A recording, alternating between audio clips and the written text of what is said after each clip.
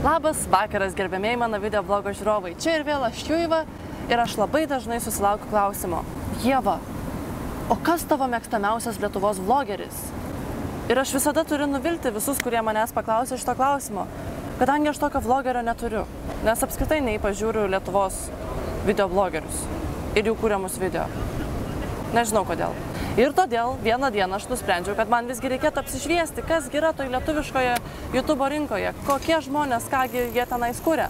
Ir būtent tai padarius aš supratau, kad mano visas gyvenimas buvo paremtas melu.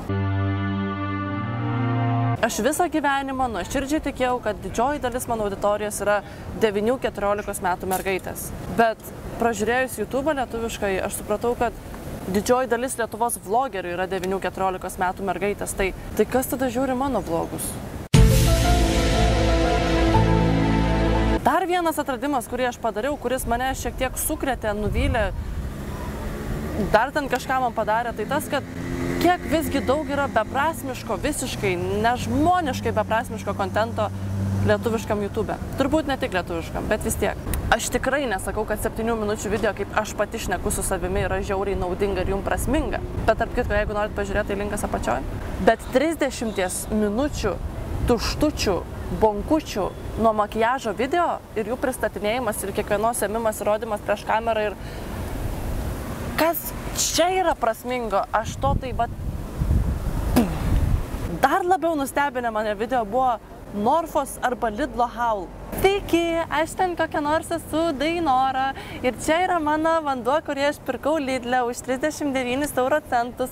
Labai very skanus vanduo. Super. Ir aš tiesiog likau šokiruota, tiesiog likau sukrėsta tokio turinio. Bet kas mane dar labiau sukrėtė, tai video peržiūrų kiekis. O mane labai dažnai kamuodavo klausimas, kaip čia pritraukti auditoriją, kaip čia kažką, tai pakeisti kampą, filmavimo, dar kažką. Ne, Ieva, ne. Tavo sekantis video blogas turi atrodyti šitaip. Sveiki, čia ir vėl aš Juiva ir čia yra mano smėlio haul. Tai va, šiandieninė mano smėlio haul aš papasakosiu apie visą šitą smėliuką, apie kiekvieną kropelytę atskirai ir čia va apie visą šitą, tai va čia yra man. Ir tada dar po ilgesnių mąstymų galų gale man atėjo dar vienas, dar didesnis nušvitimas. Kad čia nėra nieko keisto nei su tais vlogeriais, kurie kūrė tokį turinį, nei su pačiu turiniu, kurį kūrė video vlogeriai, nei su pačiais video, čia nieko nėra keisto.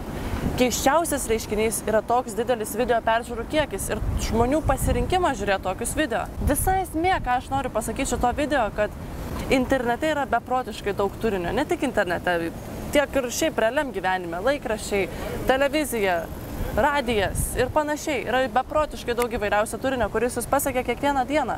Tai tiesiog, ką aš jums noriu pasakyti ir ką aš jums noriu palinkėti, kad nepasimeskit tarp visos tos gausybės turinio. Ne visas turinys, kuris yra publikuojamas ir viešinamas, yra naudingas, teisingas, protingas galų gale. Tai nuosekliai atsirinkit, kas jūs pasiekia ir kokias jūs naujienas skaitot, kokius video žiūrit ir įsitikinkit, kad jūs iš tiesų nešvaistot savo laiko. Taigi ačiū, kad žiūrėjote šį video blogą, tikiuosi jums patiko, o gal ir ne. Tai buvo viskas, kuo aš su jumis norėjau pasidalinti šį trečiadienį ir iki susitikimo. Iki!